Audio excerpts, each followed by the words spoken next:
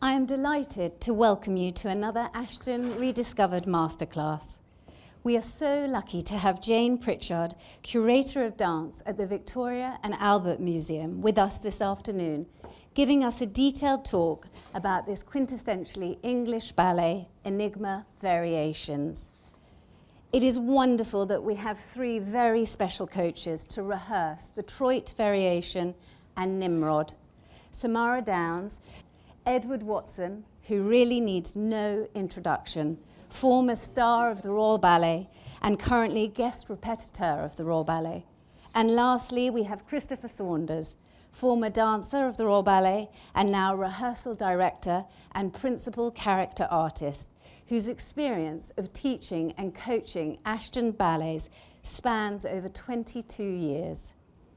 The Royal Ballet dancers working on Nimrod are first soloist Annette Buvoli, soloist Théo Dubroy, and first artist Aidan O'Brien. For the Troit Variation, we have first artist Harrison Lee. And playing for us, we have Royal Ballet pianist Hannah Quinn. Finally, I would like to thank Royal Ballet director Kevin O'Hare and all his staff for their continued support in making these Ashton Rediscovered masterclasses possible. And now over to you, Jane, so we can learn and appreciate more this special one-act Ashton ballet. Thank you.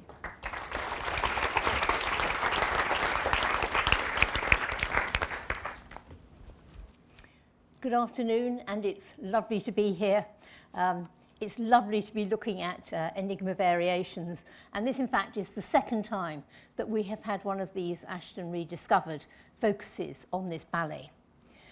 So previously we looked at the Dorabella variation with Leslie Collier coaching and the George Robinson Sinclair with Wayne Sleep. But that was 6 years ago. And one of the things about Enigma is it divides up so beautifully into small sections, focusing on the different friends who are portrayed, that it makes a great deal of sense to revisit it more than once. And there's a lot more to come, hopefully in the future. So anyway, as I say, it's a wonderful work. It's a ballet of mood. Its subject is friendship and community. It's set around a biographical event rather than telling you an actual biography. And I think that's sort of quite significant because although Ashton does have a facility for telling narrative, it's a very clever facility. It never goes into too much detail. So you can sort of actually glean a great deal in terms of what goes along. It's also about a ballet about the loneliness of the creative artist. Visually, it's an autumnal ballet, so it sort of fits in with the current season. Fortunately, not a wet autumnal ballet. It's set in a remarkably successful and evocation of the times when it was created. There's no doubt that it is an Ashton masterpiece, but a masterpiece in which he was very much, I think, assisted by his designer, Julia Trevelyan-Oman, who undertook detailed research about Elgar and the music. So as you know, today we're looking at two sections. So the very familiar music of Nimrod, and then, of course, the Troit variation. So I think there's no greater contrast than these two. Troit is very much a virtuoso solo, whereas Nimrod is very much, I think, probably a very deceptive in terms of its simplicity. It has to be done so precisely, but it has to be one of the best really sort of staged conversations with no actual words. It's such a moving section, and the way Ashton uses the music just brings it to life. And I think it's worth remembering that when Ashton was starting out, so way back in May 1930, he actually wrote, "Anyone contemplating the arrangement of a ballet should become well acquainted and imbued with the spirit of whatever period he chooses to portray, as to allow the style to flow naturally and unself-consciously through the work, inspired by the music and avoiding always exaggeration of style which leads to a mannered as opposed to a truthful conception. And I think that, you can sort of see right at the beginning of his career, he was thinking about these things, and then sort of later on, it still follows him through that awareness of what needs to be done. So the facts. The facts are that Enigma Variations was created by Frederick Ashton to Elgar's now famous score, and the ballet, as I say, was designed by Julia Trevelyan-Oman. It was first performed on the stage of the Royal Opera House on the 25th of October 1968. So it's very nearly coming to its sort of 50th anniversary. You wouldn't think this was a ballet of that age. It looks so current even now when you see it. John Lanchbury wrote in an original programme note that Elgar said towards the end of his life that the variations, if the variations had been written by a Russian composer, they would have been produced as a ballet long ago. And he visualised the setting as a banqueting hall with a veiled dancer as the Enigma. So it's not how it's ended up, but never mind. Interesting that he did have that awareness about its potential, I think, for dance. I think it's also worth bearing in mind it was created while Frederick Ashton was the artistic director of the Royal Ballet. Not his most prolific period of choreography, but then, of course, other concerns coming in. He had just previously created Jazz Calendar, and you couldn't have more of a contrast between two ballets, something that was very contemporary of the time with the Derek Jarman designs, and then moving to something that's sort of late Victorian. And it's also, as I say, a ballet sort of about loneliness. And I think the sort of rejection of an artist. And 1968 is also the year that Ashton learnt that the Royal Opera House had no intention of renewing his contract as artistic director when scheduled for renewal in 1970. So there may well be some sort of actually very sort of personal moments that come through in terms of things that are happening there. I think with Enigma, it's actually quite useful to be aware of the programme note. One doesn't often think that programme notes, well, you do sometimes need the programme notes for some things, they're so complicated. With Ashton ballets, you often don't really need them. But I think the fact that he did write a programme note, which says, sometime before the action of the ballet takes place, Elgar has sent the score of Enigma Variations to the famous conductor Richter in the hope of interesting him in the work. The characters, intimates and friends of the composer, dance their variations, and at the end a telegram arrives from Richter addressed to their mutual friend Jaeger, agreeing to conduct the first performance. It was the success of the Enigma which was to bring him to international fame to Elgar, and immortality to the friends pictured within. The action of the ballet takes place in Worcestershire in 1898. And I do think it is an instance where the synopsis helps. Where there are letters and telegrams in dance, you have to guess what they say. You never have the words. You can guess if it's good news, if it's bad news, but not necessarily the details. In this instance, I think David Vaughan was right when he actually wrote, he says, the telegram is a symbolic message that will transform lives. And if one thinks of it like that, you don't have to worry about what the hell it says. And I would also say, on a bit of a pedantic note, the synopsis says the action takes place in 1898. Well, the actual completion of the score was in 1899. Never mind. It's a ballet of mood, not one of sort of precise recreation. So the set shows the interior of a late Victorian house and the exterior, the garden. And the one segues into the other, giving an impression of the home of the composer, Edward Elgar, in Worcestershire, about 70 years before the ballet was created. It's actually rather grander than Elgar's home at the time, but this is an evocation of time and space rather than a recreation.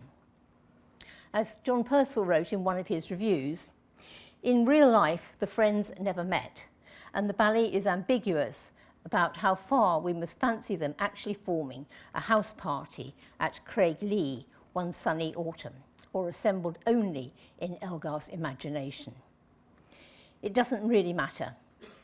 Craiglee actually took his name, actually the house name was a combination of his daughter Caris, Alice, his wife, and his own name. So, and he also had a country cottage at the same time as his house outside Malvern, and a cottage at Great Sturridge.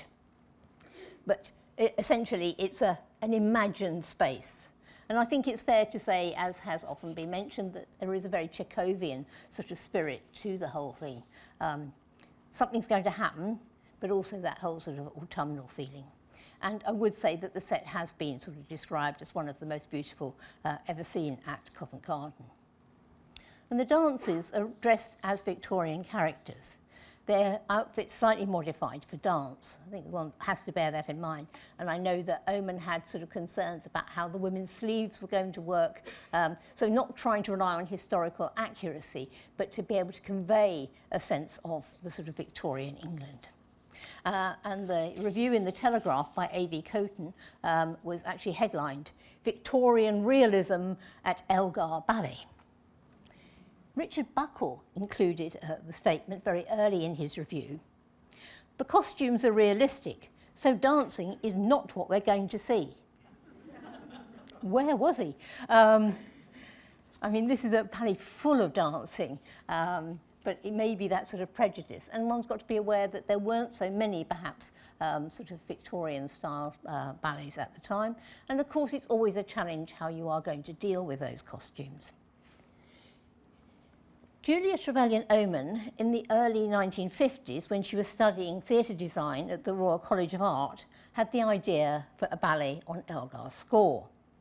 Her teacher at the time, Hugh Casson, was so impressed with her drawings that he suggested that she contacted Ninette de Valois, who invited her to leave her portfolio of designs at the stage door of the Royal Opera House, which she did. She heard nothing. 6 months later, she requested their return. In fact, Ashton had taken a look at them. He didn't feel that it was a ballet he wanted to do at the moment. He was uncertain about the music, and he didn't feel it was the right time for a ballet on the theme of Enigma. However, the idea obviously remained in the back of his mind. But not only the idea, but he recollected that there had been a letter with the portfolio that was written in brown ink on green paper. And I think that, I mean, in the past, we used to do these sort of things to try and attract attention, didn't we? No good now, the email can't have the same effect, but there we are. And it's interesting, I think, that that sort of image remained. So anyway, Ashton phoned Julia Trevelyan-Oman, who, of course, had become an established designer by this time. Said, was she the person who had left the designs at the Opera House? Was she still interested? And so they got together. She said, yes, she was, but she would start from scratch. She couldn't possibly go back to what she did at that stage. The first designs do survive. They're in the Julia Trevelyan-Oman archive at the University of Bristol Theatre Collection. And when you look at them, they are sort of really slightly more musical comedy style than the end result. And I think in a way they are more the sort of designs that might have appealed to Ninette de Valois than to Ashton. But one of the things I find sort of interesting is that in terms of the set, the ideas for the set, right from the start, there was that sense of indoors and outdoors in one set. So anyway, by the mid-60s, Oman was an established designer. In 1966, she designed the Jonathan Miller Alice in Wonderland, which was all Victorian people. Some of you may remember that, and it overlooks sort of the idea of the Tenniel sort of links. So it wasn't anything, but she was a designer who was meticulous in her research. She went to Worcestershire to research Elgar. She went to the museum. She found out all she could about the Friends, and she used that very much to dictate the style of the costumes. As I say, the decor is in two halves that segue into one another. And the autumnal tones of the outside are reflected also inside. So you have the garden with the stone gateway at the back, and then you have the brown wood panelling of the interior with a practical staircase, so that inside and out is very, very obvious. So, as she said, for the late Victorian house, she wanted to bring the garden and the surrounding feel of Worcestershire onto the stage. She had first visited the area in early autumn and was overpowered by the beauty of the golden elm trees. So the surrounds of the scenery were elms and not oak, and she's very, very precise about all these details. And the leaf motif was carried through into the wallpaper, unifying house and garden. And it is that fascination. You're not always certain if you're inside or outside. Sometimes you are very aware of one or the other, but it's all a sort of a sense. And in a way, this helps to make you sort of think that maybe this is all just happening in Elgar's memories rather than anything else. As I say, the clothes worn by the performers are more clothes than costumes in many ways. And certainly it seems possible that Ashton at least conceived of the action being simultaneously taking place, interior and exterior, and that sense of memory of all the protagonists actually being there rather than the actuality. So the set is very detailed. It's more like a set for a play, but it does leave the centre of the stage beautifully empty for the dancing. There is that sensitivity to what is going on. And I think really when you start thinking about it, other designers have not really designed quite the way that Julia Trevelyan-Oman has. One thinks again about her designs for Month in the Country, again the sense of detail that goes in there. Often the details are not noticed by the audience first, certainly on first viewing, but they will certainly come back into focus. By the mid-60s, Ashton was thinking the time was right to put this ballet on. There were other Victorian Edwardian ballets around. I mean, for example, The Invitation by Macmillan. And interestingly, the same season, in fact, a month later after the premiere of Enigma, Anthony Tudor's Lilac Garden came into the repertory at Covent Garden. 1968, so the year of the ballet's creation, saw the first Laura Ashley dress shop in London. So it's that sense of rediscovering the Victorian style and all that sort of coming through. So your audience is going to begin also going to look a bit Victorian in some senses because of those sort of changing fashions. If one's looking for parallels in Ashton's work, well, one can think of, for example, Wedding Bouquet, which certainly has, again, sort of sense of different characters coming through, all with their sort of vignettes. And Anthony Tudor told David Vaughan that Enigma reminded him of Ashton's The Lord of Burleigh, which he created for the Camargo Society in 1931. One of those ballets that is unfortunately very much lost, but would be fascinating to know more about. And in that, it brings together the characters from Tennyson's poems in a production designed by George Sheringham.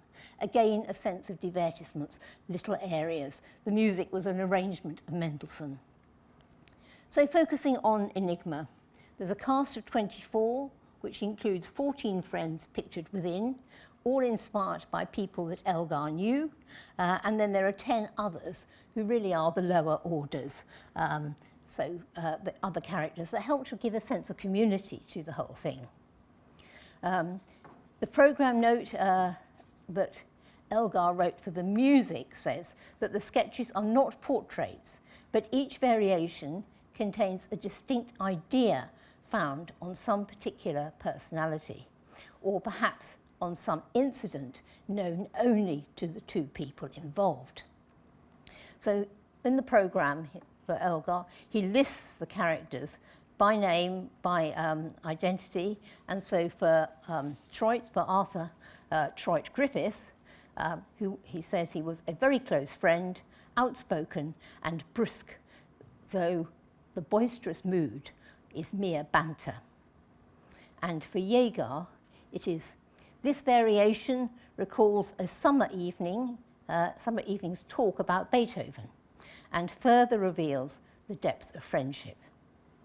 And then, of course, also that variation involves Lady Elgar, Caroline Alice, hence CAE as the initials of the lady, Elgar's wife, whose life was romantic and delicate inspiration.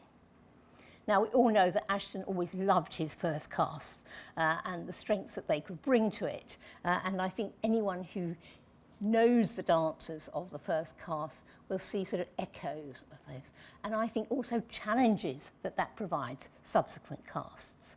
So it's not, I sometimes think that dancers must curse Anthony Dowell for the amazing things that he did. And of course, the Troit variation was created on Anthony Dowell. In fact, John Percival said in his review, "It's a fantastic dance, and I cannot imagine anyone else being able to do it." Well, time has proved him wrong, and it is actually a sort of a glorious piece of choreography. Dance comes on, does this amazing dance, calmly goes away. The choreography is very much sort of hurtling around in giddy, tempestuous mood with explosive leaps, changes of directions, charné turns. The real Troit was actually nicknamed the Giddy Ninepin. So you can see where that sort of fast element comes from. And he was actually a Malvern architect, a close friend of Elgar's, and Elgar tried to teach him to play the piano. Good-humoured, good-naturedly mimics the music of the piano, good-naturedly mimics his enthusiastic incompetence on the piano. And of course, the section ends with the hands slamming the piano in frustration. You don't see the piano, it's all right, we don't bring on a piano and dance it.